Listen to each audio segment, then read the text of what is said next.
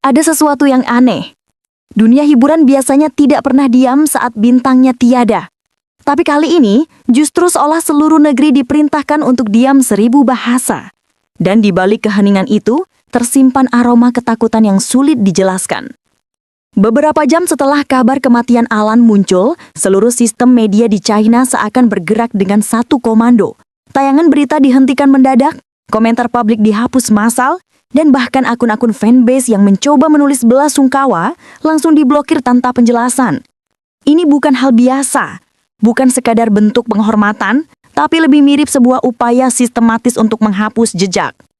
Mengapa pemerintah begitu panik atas kematian seorang aktor? Mengapa dunia seolah tak boleh tahu detail sebenarnya?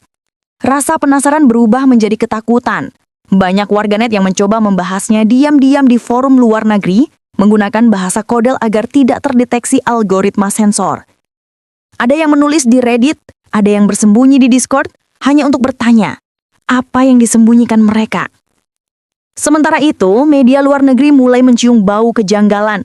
Sebuah portal Hong Kong memberitakan bahwa sebelum meninggal, Alan sempat menghadiri pesta rahasia yang dihadiri sejumlah pejabat tinggi.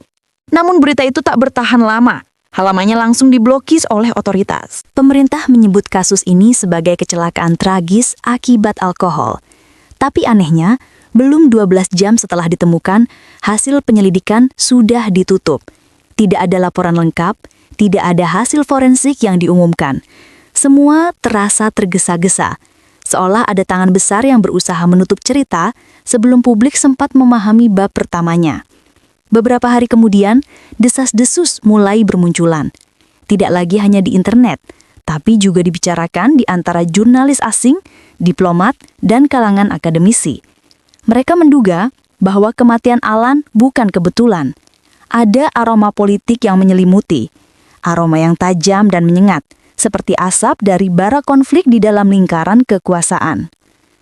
Alan bukan sekadar aktor biasa. Di balik ketampanannya, ternyata ia memiliki hubungan bisnis yang kompleks. Namanya tercatat sebagai pemilik atau direktur di lebih dari 40 perusahaan hiburan di China. Jumlah yang luar biasa besar bagi seorang selebritas muda.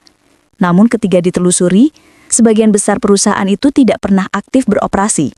Bahkan ada yang tak memiliki kantor fisik. Analis keuangan mulai curiga. Apakah nama Alan hanya dipinjam sebagai kedok untuk praktik pencucian uang? Apakah ia sekadar pion dalam permainan politik uang di balik panggung gemerlap hiburan Tiongkok? Rumor kian liar ketika muncul kabar bahwa beberapa nama besar dalam pemerintahan ikut terseret. Bahkan, sebagian pihak berani menyebut dengan hati-hati bahwa kasus ini bisa jadi digunakan oleh lawan-lawan politik Presiden Xi Jinping untuk menggoyang posisi kekuasaan. Dunia hiburan berubah menjadi medan perang diam-diam. Sebuah dunia di mana senyum artis bisa menutupi gelapnya intrik dan kematian seorang aktor bisa menguncangkan kursi kekuasaan. Seiring waktu, fakta-fakta mencurigakan mulai muncul ke permukaan. Dari laporan keuangan beberapa perusahaan yang dimiliki Alan, ditemukan transaksi ratusan juta yuan tanpa penjelasan yang jelas.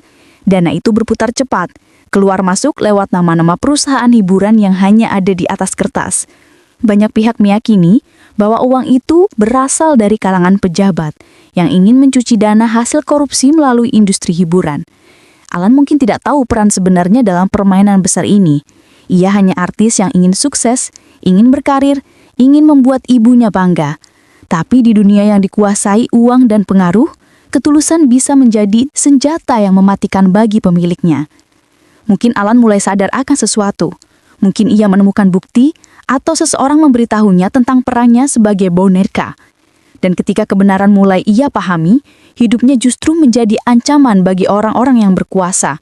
Kebenaran di negeri komunis seperti Cina seringkali bukan untuk diungkap, tapi untuk dikubur dalam-dalam bersama mereka yang mengetahuinya.